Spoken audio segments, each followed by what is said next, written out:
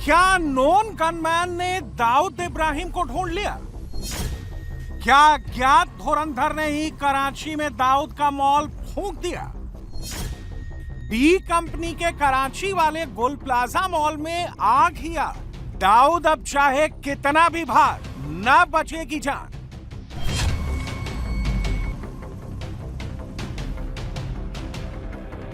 जब मैं वापस आया तो सब यहाँ ख़त्म था, फिर वहाँ जाने का मौका ना मिला हमें। हमारा सारा जो है ना कारोबार वारोबार सब खत्म हो चुका है।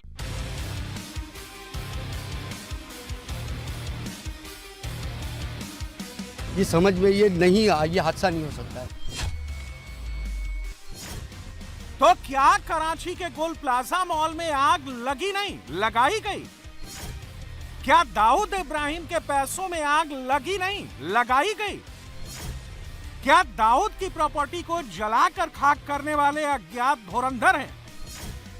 तो क्या अगला नंबर इंडिया के मोस्ट वांटेड आतंकवादी दाऊद इब्राहिम का है? गुल प्लाजा का मालिक कौन था जी? ये लिंक डी कंपनी से निकलता है। डी कंपनी कौन है? दाऊद इब्राहिम। और दाऊद इब्राहिम को कौन सपोर्ट कर रहा है? पाकिस्तान की मिलिट्री इंटेलिजेंस या आईएसआई की मर्जी से ही तो Karachi defence housing authority 26 number में बैठे हुए हैं ना। एसएसजी के गार्ड्स मार्ड्स पूरा सिस्टम है, उनसे मिल भी कोई सिर्फ एक बंदा सकता है और कोई नहीं मिल सकता। उनके ऊपर हिट जो है वो इंडियन इंटेलिजेंस एजेंसीज मुसलसल करती चली आई हैं, लेकिन वो पकड़ाई नहीं देते। सिक्योरिटी बड़ी टॉप नॉच है। कराची के प्रॉपर्टी टाइकॉन वो है इस वक्त पूरे पाकिस्तान में, पूरे कराची में बस यही चर्चा है कि क्या अननोन गनमैन ने दाऊद इब्राहिम के इलाके में घुसकर उसे और उसकी प्रॉपर्टी को टारगेट करना शुरू कर दिया है। कराची के 3 मंजिला गोल प्लाजा शॉपिंग मॉल में आग 17 जनवरी की रात में लगी। आग कितनी भीषण थी इसका अंदाजा इसी बात से लगा लीजिए कि सब कुछ स्वाहा हो गया। 23 लोग मारे गए, 65 अभी भी लापता हैं। 8000 स्क्वायर यार्ड्स में फैले दाऊद इब्राहिम से जुड़े इस मॉल में 1200 दुकानें थीं। आग इतनी भीषण थी कि उसे 24 घंटों की कड़ी मशक्कत के बाद भी काबू में नहीं लाया जा सका। पाकिस्तान की सिंध सरकार अभी तक ये पता नहीं लगा पाई है कि आग लगी या लगाई गई, लेकिन पाकिस्तान में यह कमेंट्री शुरू हो गई है कि दाल में कुछ तो काला है, क्योंकि इस गुल प्लाजा मॉल का नाता डायरेक्टली या इनडायरेक्टली इंडिया के मोस्ट वांटेड आतंकी दाऊद इब्राहिम और उसकी फैमिली से है, जिसे कराची में आसिम मुनीर ने फुल प्रोटेक्शन में छिपा रखा है। अगर बस कहते हैं ना कि अल्लाह बेहतर जानता है क्या हुआ क्या नहीं हुआ, हमें कुछ समझ में नहीं आ रहा है। हमारा सारा जो है ना कारोबार वारोबार सब खत्म हो चुका है। इतनी जल्दी इतनी कैसे भड़क गई, क्या वजह? 35 मिनट के अंदर ये सब हुआ है और एक समझदार खातून बता सकती है कि एक पाया गलाने रखे ना तो 40 मिनट लग जाते हैं। 35 मिनट में इतनी आग नहीं लग सकती। एक आप नॉर्मल पाया गलाने के लिए चढ़ा दें तो हांडिया, तो वो 40 मिनट में गलती है। 35 मिनट में ये मार्केट कैसे जली? ये समझ में ये नहीं आ, ये हादसा नहीं हो सकता है। इतनी जल्दी ये कुछ हो नहीं सकता है, इतनी जल्दी हादसा नहीं आ सकता। ये गुल प्लाजा जहाँ से स्टार्ट हो रहा है, जहाँ से गाड़ियों का रैम्प था ऊपर जाने के लिए, जहाँ गाड़ियाँ ऊपर जाके पार्क होती थी, वो जगह है। ये फ्रंट जो है गिर चुका है और बाकी आग बुझाने की कोशिश की जा रही है। अंदर तकरीबन 68 लोग अभी भी मौजूद हैं।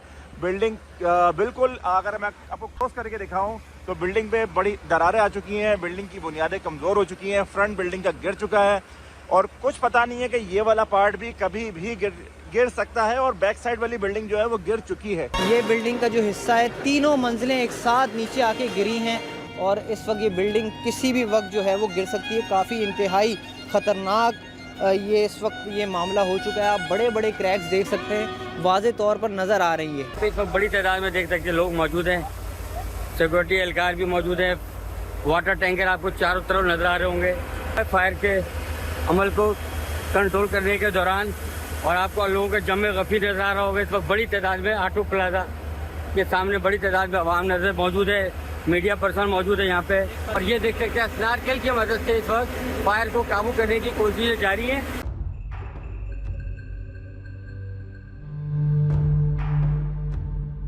पाकिस्तानी बार बार यही क्लेम कर रहे हैं कि दाऊद इब्राहिम के मॉल में लगी आग हादसा हो ही नहीं सकती। और अब इस पर सबसे बड़ा claim former Pakistani major Adil Raza ने किया है। आदिल रजा के मुताबिक चूंकि गुल प्लाजा मॉल और उसके ठीक बगल में मौजूद रिम्पा प्लाजा दोनों का डायरेक्ट कनेक्शन डी कंपनी के सरगना दाऊद इब्राहिम से है, इसलिए मुमकिन है कि यह आग लगी नहीं, लगाई गई हो। और इसमें दाऊद इब्राहिम के ड्रग वाले बिजनेस का भी इंपॉर्टेंट रोल है।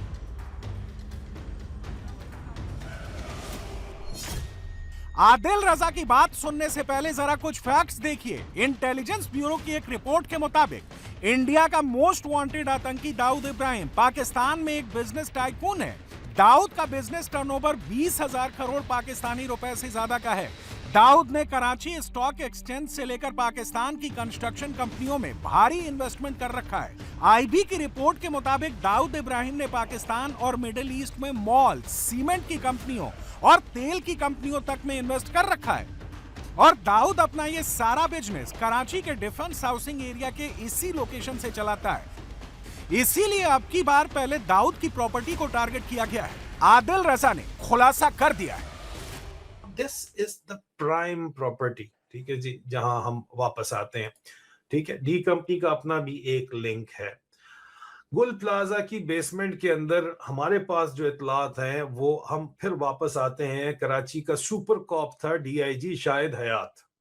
डीआईजी शाहिद हयात डीजी एफआईए भी था सिंध का, और जब वो डीजी एफआईए था तो उसने एक बहुत बड़े बस्ट शुरू किए थे ड्रग्स के।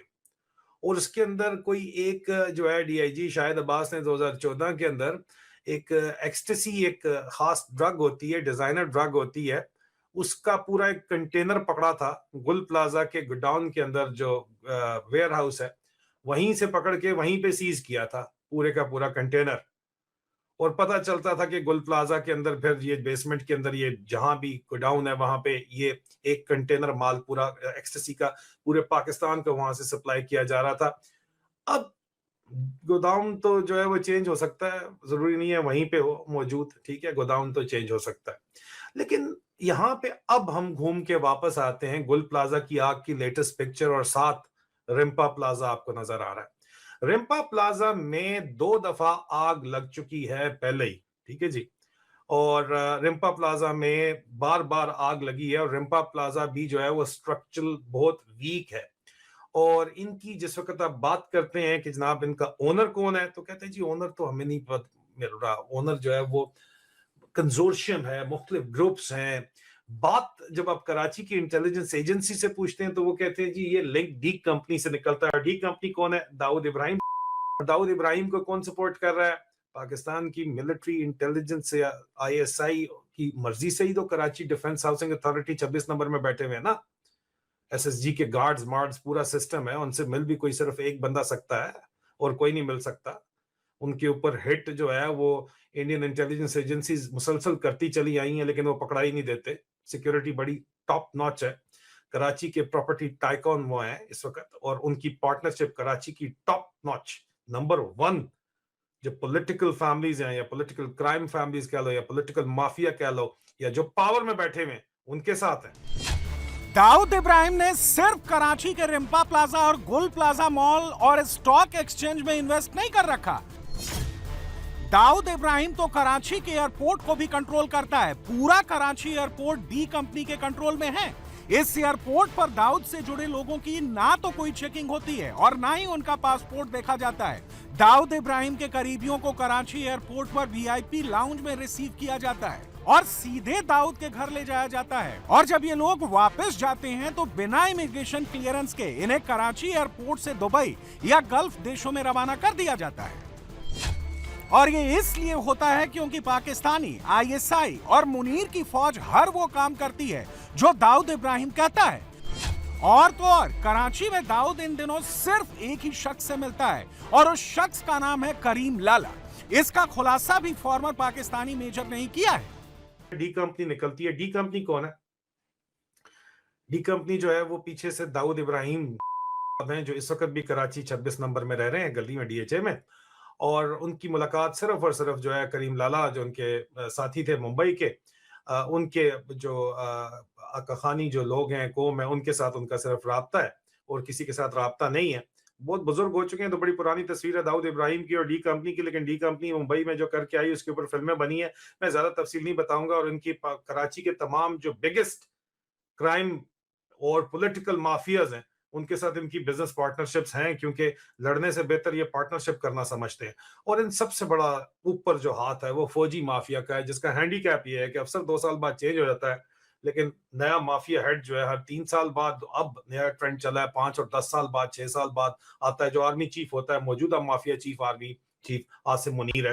लेकिन उसको नीचे जो लोकल उसका लिeutenant है वो कोर कमांडर कराची है, लेकिन कोर कमांडर कराची का भी जो गूंज जो लोकल इन्फोर्सर हैं वो DGISI इंटरनल विंग इस वक्त जो है, आपको पता ही है कि ब्रिगेडियर एजाज अहमद अब्बासी है, और मिलिट्री इंटेलिजेंस भी इसके अंदर इन्वॉल्व होती है, जो सबसे बड़े अपने आप को कहते हैं कि हमसे बड़ा कोई बदमाश नहीं है, आगे से आओ, ऊपर से आओ, नीचे से आओ, पीछे से आओ, चस ना करा दी तो पैसे वापस। याद है ना आपको? ये this is how Pakistan works. लोग कहते हैं यार ये क्या हर चीज में कंस्पिरेसी थ्योरी निकल आती है, लेकिन अजीजान मन ये पाकिस्तान इसी तरह चल रहा है। पाकिस्तान, कराची या अंडरवर्ल्ड।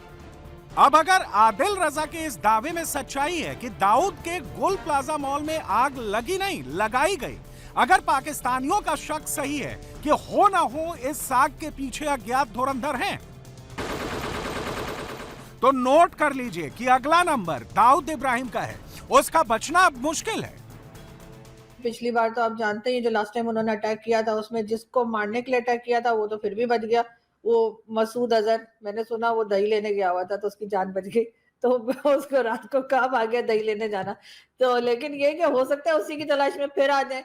और जो राजनाथ सिंह साहब कराची और कहाँ की बात कर रहे हैं, तो सर वहां पर भी तो कई बार कहा गया है ना कि वो मियादाद साहब का समझी, क्या नाम है उसका, दाऊद इब्राहिम, वो वहां पर है। और कौन कौन लोग, तो सर अगर हम खुद ही इन लोगों के ऊपर एक्शन कर लेंगे, खुद ही इन लोगों को अरेस्ट कर लेंगे जिनका हमें खुद भी नुकसान हो रहा है। ये जो DGISPR साहब ने ये भी तो कहा था ना कि हम जो टेरर कैंप्स हैं या जो टेररिस्ट हैं उनके ऊपर हम कार्रवाई कर रहे हैं, तो अगर ये कार्रवाई ठीक से करें और वाकई में इन लोगों का सफाया करें तो फिर भारत को क्या पड़ी है। वैसे कराची में दाऊद के गोल प्लाजा मॉल में लगी आग का एक लश्कर तैयबा कनेक्शन भी है। ये जो वीडियो आप देख रहे हैं, ये आग बुझाने वाले पाकिस्तानी फायर फाइटर्स नहीं है, ये लश्कर तैयबा के पॉलिटिकल विंग पाकिस्तानी मरकजी मुस्लिम लीग के आतंकी हैं। लश्कर के पॉलिटिकल विंग के ये तमाम आतंकी शनिवार रात से ये स्पॉट पर डटे हुए हैं, और इसे जो चेहरा लीड कर रहा है वो है PMML से जुड़े सेंट्रल मुस्लिम लीग कराची का अध्यक्ष नदीम अवा। अस्सलाम वालेकुम। गुल प्लाजा अभी भी धुआं उठ रहा है और लाशें अंदर हैं कि उनको निकालने का जो सिलसिला है, रेस्क्यू इदारे अंदर दाखिल होने की कोशिश कर रहे हैं। हमारे अपने फायर फाइटर जो हैं वो कोशिश कर रहे हैं। हमारे बहुत बड़ी तादाद में रज़ाकार मुस्तकिल यहाँ मौजूद हैं। पहले लम्हे से जब यहाँ पर आग लगी तो हमारे कारकुनान यहाँ पर पहुँचे, हमने यहाँ से सामान निकालना, ज़ख्मियों को निकालना, दीगर सिलसिला शुरू किया, और कोई लम्हा ऐसा नहीं है कि मरकज़ी मुस्लिम लीग के रज़ाकार यहाँ पर मौजूद ना हो। हमारी एम्बुलेंस, हमारे फायर टेंडर्स, हमारे फायर फाइटर्स, हमारे रज़ाकार यहाँ पर मौजूद हैं मुतासरीन के लिए। अब सवाल ये है कि आग दाऊद इब्राहिम की प्रॉपर्टी में लगी तो उसे बुझाने के लिए लश्कर तैयबा के आतंकी रेस्क्यू वर्कर्स बनकर क्यों पहुंचे? दरअसल इसके पीछे भी एक कहानी है। इन दिनों लश्कर तैयबा ह्यूमैनिटेरियन रेस्क्यू ट्रेनिंग के नाम पर अपनी ग्राउंड फोर्स से लेकर पानी वाली फोर्स तक बना रहा है। हाल फिलहाल में ऐसे कई सारे वीडियोस आए हैं जिनमें लश्कर तैयबा के आतंकवादियों को मोटर बोट चलाते हुए देखा गया है, स्विमिंग कोर्स करते हुए देखा गया है, और इस कोर्स का इरादा किसी की जान बचाना नहीं है, बल्कि फ्यूचर में समंदर के रास्ते अपनी टेरर एक्टिविटी को अंजाम देना है। और अब इससे जुड़ा एक बहुत बड़ा कबूलनामा खुद लश्कर तैयबा के आतंकवादियों ने ही कर दिया है। यह खुलासा open source intelligence OCNet TV ने अपने एक्स अकाउंट पर पोस्ट किया है। वो खुलासा क्या है, पहले इसका एक छोटा सा सैंपल आपको दिखाते हैं। पाकिस्तान मरकजी मुस्लिम लीग अब पानी की फौज तैयार कर रही है, तो ये अल्लाह ताला ने आपका काम कबूल फरमाया। पाकिस्तान मरकजी मुस्लिम लीग अब पानी की फौज तैयार कर रही है, तो ये अल्लाह ताला ने आपका काम कबूल फरमाया। पानी की फौज तैयार कर रही है। पानी की फौज तैयार करेंगे। लश्कर तैयबा और उसका विंग JKUM पाकिस्तान और POK में सुनियोजित तरीके से समुद्री और वाटर वॉरफेयर से जुड़ी एक नई विंग बना रहा है, वो भी सिविलियन एक्टिविटी की आड़ में। रिपोर्ट्स के मुताबिक आतंकियों को पानी के भीतर तैराकी और ड्राइविंग की ट्रेनिंग खुलेआम दी जा रही है, वो भी फर्जी वाटर रेस्क्यू कोर्स के नाम पर। एडवांस स्कूबा डाइविंग इक्विपमेंट से लेकर स्पीड बोट्स तक सबका इस्तेमाल हो रहा है। कई सारे वाटर बॉडीज का इस्तेमाल नेविगेशन की ट्रेनिंग के लिए किया जा रहा है। और आप ये जानकर चौंक जाएंगे कि लश्कर तैयबा ने अब तक ऐसे 135 आतंकियों को रेडी कर लिया है जो समंदर के रास्ते टेरर अटैक को अंजाम दे सकते हैं। और यह कबूलनामा लश्कर तैयबा के सियासी विंग PMML के डिप्टी सेक्रेटरी जनरल हारिश डार और लश्कर के एक दूसरे आतंकी ने कैमरे पर किया है। बहुत गौर से ये पूरा ऑडियो सुनिएगा, आप समझ जाएंगे लश्कर तैयबा क्या प्लान बना रहा है। इस मजलिस में जो भाई तैराक है, मोजरा माशा, जिनको तैराकी आती है, जिन्होंने कोर्स किया हुआ है, सारे वो हैं। ठीक है, डाइवर कौन कौन है जिन्होंने डाइविंग का किया हुआ है, स्कूबा डाइविंग आपने किया है, किधर किया? ठीक है, आपने किया हुआ है। ठीक है, अच्छा, रेस्क्यू की ट्रेनिंग है, फर्स्ट एड की किसने ली हुई है? सिर्फ दो। आपने कहां से ली है? लाहौर से, वाबरा टाउन से, जो बरार भाई ने कोर्स करवाया था। ठीक है, आपने कहां से की है? ये पीछे भाई तीसरी लाइन में। आपने है अलीपुर में कब हुई है? एक दफा का निकल। ठीक, तो जो भाई ट्रेनिंग करवा सकता है वो इधर कर दे, आप करवाते रहते। ठीक है, ठीक। कोई भाई आपने से मार्शल आर्ट्स की ट्रेनिंग की हो, सेल्फ डिफेंस, आप सड़क पे जा रहे हैं, को बंदा आगे कहता है जो कुछ है निकाल दो। और एक ये है कि आप कोई तकनीक इस्तेमाल करें, तो किसी ने ट्रेनिंग की हुई है? कहां से की है? किससे? शाबाश शाबाश। आप कहां से? ठीक है, एक दफा पुरानी बात होगी। ठीक है, अच्छा, अगली बात है, सोशल मीडिया की ट्रेनिंग किसी ने की है आप में से? सोशल मीडिया एक भाई है। ठीक है, कहां से किया आपने? किससे की है? मैं आपको एक बड़ी अहम खबर देने जा रहा हूं, उसको बड़ी जिम्मेदारी से सुने। हाफिज अब्दुल मन्नान साहब डेरा बक्का से बिलोंग करते हैं, मोहतरम जनाब शेख अब्दुल लतीफ साहब के शागिर्दों में से हैं, आलिम दीन भी हैं, और इन्हीं के ज़ेरे निगरानी इन्होंने अल्हम्दुलिल्लाह स्विमिंग की क्लास, तैराकी की क्लास भी सीखी है, और इनकी वाटर रेस्क्यू जिला बहावलपुर की जिम्मेदारी है। आप लोगों ने गुज़िश्ता महीने के आखिरी दिनों के अंदर मोटर बोट हैंडलिंग की क्लास की है। खड़े करें हाथ में भाई जिन्होंने मोटर बोट हैंडलिंग की क्लास की है। ये जजमान में और मुख्तलिफ इलाकों में आपने मोटर बोट हैंडलिंग की क्लास की है। शफीक भाई, आपने अल्हम्दुलिल्लाह इस जब से हमें जिम्मेदारी, तो इसमें अल्हम्दुलिल्लाह हमने 3 तहसीलों में प्रोग्राम कराया है, और 135 नौजवानों ने कश्ती कैसे चलाई जाती है वो उसकी तरबियत हासिल की है। जमात, हमारी जमात का नाम लिया पाकिस्तान मरकजी मुस्लिम लीग, अब पानी की फौज तैयार करेंगे। अब वो पानी की फौज तैयार करेंगे, तो ये अल्लाह ताला ने आपका काम कबूल फरमाया है। लश्कर के आतंकियों के कबूलनामे से अब ये शीशे की तरह साफ हो गया है कि मुनीर पानी की फौज तैयार करके एक बार फिर कराची से समंदर के रास्ते हिंदुस्तान के खिलाफ कोई बड़ा टेरर अटैक प्लान कर रहा है। लेकिन मुनीर को ये याद रखना चाहिए कि हिंदुस्तान के पास सबकी खबर है, फुल रिपोर्ट है, कोई नहीं बचेगा। जिस तरह कराची में दाऊद इब्राहिम की प्रॉपर्टी खाक हुई है, बहुत जल्द दाऊद इब्राहिम भी उसी तरह खाक में मिलेगा और मुनीर का पाला हुआ एक एक आतंकी जहन्नुम में पहुंचेगा।